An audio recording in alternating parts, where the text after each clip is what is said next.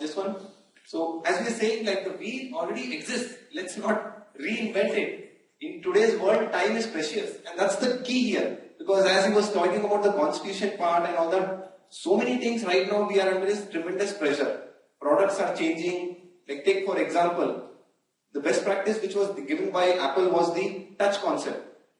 Yes, definitely Apple is the innovation. They have got this best practice and all that. But the fact is, Samsung is now actually the market leader in touch. More than Apple, Samsung is selling because they were quick enough to take this innovation, absorb that best practice and go forward and use it right manner. There are some who have not used it accordingly and they have failed. Like take for example recent pullover by HP in the iPad area. After 3 weeks of launching they pulled it. Probably something wrong, they didn't do it right. What they are not even getting into the root cause analysis right now. But it needs to be implemented in the true sense, that is first thing. Second, let the experts do their job. One of the major issues which we see, and that's why best practices many times get blamed and we see those cartoon pictures which I have shown you in my previous slides, is because it's that many times people think, I'll do the job. You need to give some amount of dignity, courtesy to the people who are experienced enough. Because there is something called as experience, there is something called as intellectual knowledge, there is something called as credibility, and that is where like we don't go to a mechanic, right? When we are sick, we go to a doctor. And same is the case with the because see here, Ashish, I'm not trying to contradict, but the point is why best practices are getting blamed, and this is where we are trying to focus upon. That there are these issues which basically are giving bad names to the best practices, and if they are implemented in the true sense by true people who are really knowledgeable, then yes. And why I brought about the point about the certification, my previous point was about the same thing. Getting certified, but certified with the knowledge. Like sir, as we were discussing during the break time, I'm using your example, but just he was like mentioning to me in the XYZ country, they are not really valuing the certification. What they are basically saying is about is the knowledge and the ability for you to the way you can implement that best practice. And this is where the point is that best practices need to be implemented in true sense.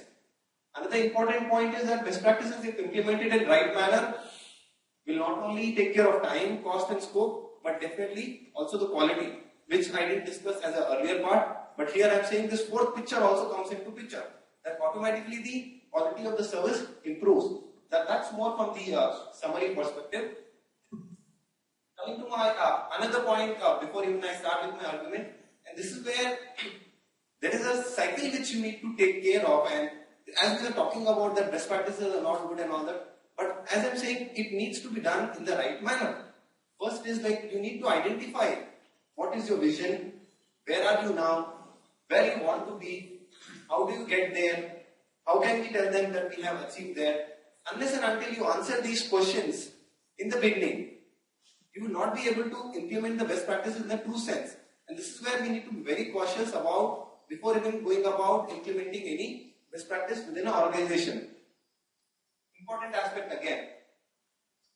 Best practices, why they are not really said that they take too long and the cost has really gone up. And this is where again a good implementer, a good consultant, a good counselor who is implementing these best practices, he should ensure that return on investment is given on equal intervals of time.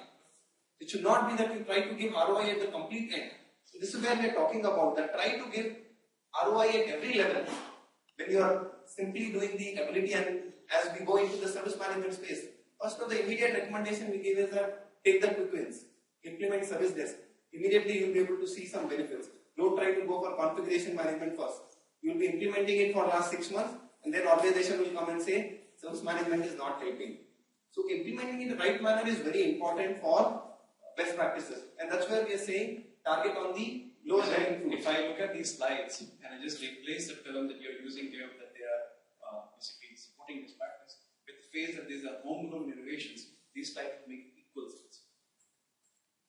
And it will also remove the job for concern. My point here has been that when you are talking about doing everything for implementing the best practice, why not try doing it yourself using the knowledge, the business domain knowledge that you already have? Do you mind going back a couple of slides? So that is what the important point is, man, that you really are not a doctor.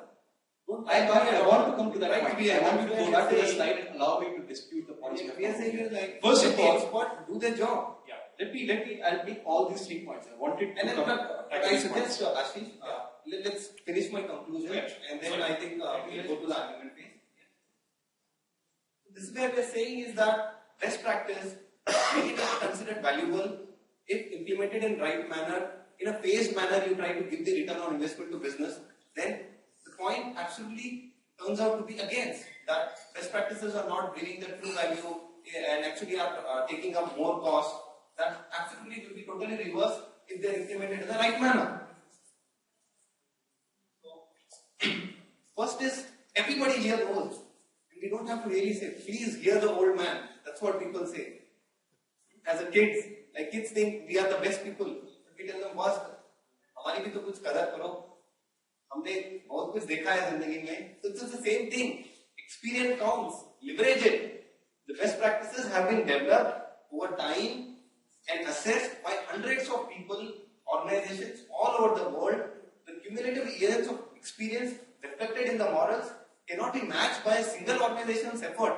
Just simply saying, I will do it myself, and the whole 99 people in the world have already said it. Let's not do it, guys. This is the right manner. In spite of that, if you still want to go that way, it's absolutely fine. Like as we had the comment yesterday, it's my way or highway, fine. You want to take that path, absolutely go ahead. But then, is that risk really worth taking? I don't think organizations are really so much bullish that they want to take so much of high risk, so much of money which they have invested in their business and all that. Probably the organizations which are of low scale, which can afford it, probably may want to take up the risk of not following best practices and doing everything on their own. But organizations which are risk centric, business centric, IT service centric, definitely will go for best practices. So Ashish, you can take the point, then we can start with the argument. Thank you. It's true, reinventing the wheel doesn't matter. I mean, nobody wants to do that. But the fact was that everybody was just happy with the wheel, we would still have been doing the Bhaiya cycle. Somebody thought of making a cycle, somebody thought of making a car, and that is why those things got improved. Best practices in one organization, adopted in a vanilla fashion in another organization, will make the world a worse place. The whole point I'm trying to make over here is you do not adopt a best practice just like that. If you look at your own slides where you show this nice flow of how exactly you evaluated a best practice, what I'm trying to question over here is you're doing so much of work already, why not evaluate the knowledge you already have in-house? How does measuring the ROI of an implementation differ if you are implementing a best practice or measuring the thing that you've done in-house? When I am talking about having a homegrown implementation, the biggest benefit I have is I'm using the knowledge which is intrinsic to my organization, and I know my people will support it. I go back to some of my previous arguments, and I don't think we have actually been discussing them, so I'm going to bring it into here. I talked about the fact that a best practice will be not implemented in an organization easily, simply because it doesn't belong there. I think that fact has not been addressed so far. We also talked about the fact that the consultant or the vested interests, people like you and me, might not always be the best advisors. And I see the consultant being spoken about in your slide as a person giving us the direction here also. If I am a manager of a company, if I'm the owner of a company, I would trust the judgment of me, myself, and my employees more than the person coming from outside. If I don't do that, then I don't have it. As somebody was pointing out, this particular NRM has a statement. The biggest assets of my company walk out of the door at 5 p.m. and come back again at 9 p.m. If my biggest assets cannot perform for me, then what exactly do I have as a company? My whole point here again is that if you are trying to find a solution to your problem, please focus within your company first. Yet again, I'm going back to another point of mine is that a best practice is never something. You also gave us a very good example of how a doctor is important and how a mechanic is important. But yet again, here we are asking for a service. As a best practice, we are trying to do something in-house. Going to a specialist for a special problem is a best practice. I don't buy that argument problem. And finally, I take exception to the years of experience. This is exactly what plagues a lot of our societies, where innovation ends, where stagnation begins. It's because history trumps innovation. Anytime you look at it, if you go by that logic, you should still have had a lot of sati prathas in our company, a lot of in our country, and a lot of other things. If you bring it back to the corporate example, having a hierarchical traditional management system would have been the best way to go about it. It's the oldest way to do things. Experience counts, and learn from the experience is what I say. If experience has told you that things don't work, change them. And that is what my argument would be. That best practices basically document what has already been done. And unless you want to stay the same, I think it's time. Thank you, Ashish. So just to covering up the point, I'll leave the other arguments there and just covering up on the point which he had mentioned that organizations have a strong resistance on implementing best practices because they have not done that. And that is something which is also been handled or taken care by best practice through something called as organizational change management. Everybody wants to be in his comfort zone. I stick to a company for 5 years, I stop looking outside. Instead, when I was in the first year only. Because everybody is trying to get into their comfort zone. And this is what is organizational change management about. If you have to think differently, if you have to think out of box, and which, as you're mentioning that, at times you have to adopt these best practices. That is when you will be able to do certain things. And to do that, organizational change management is something which organizations will have to go to address that issue. Coming to the my argument number 1.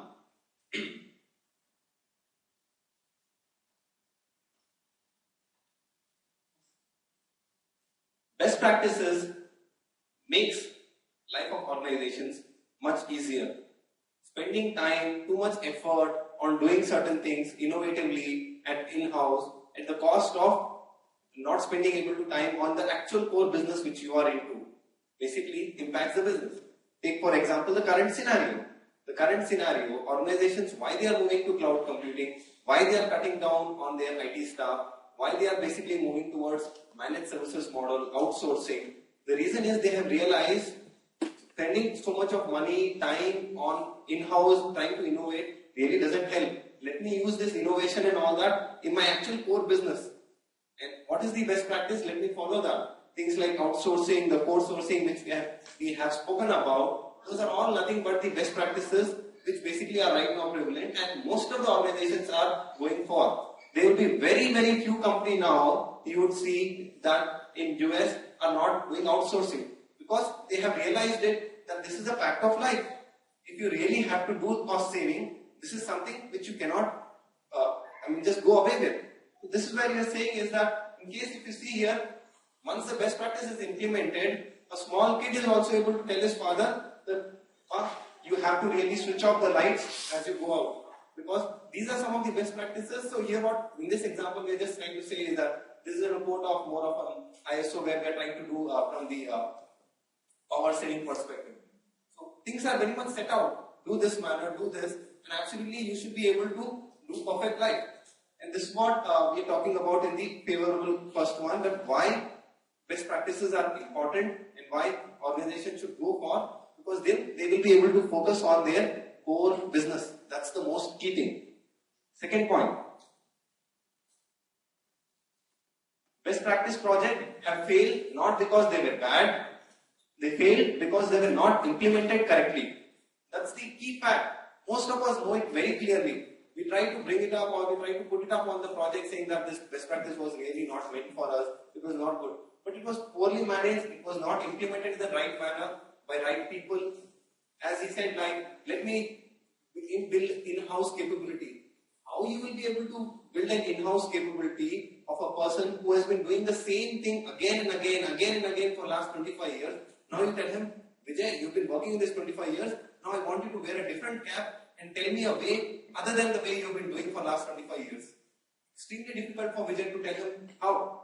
Because his mind is completely tuned into think in that manner.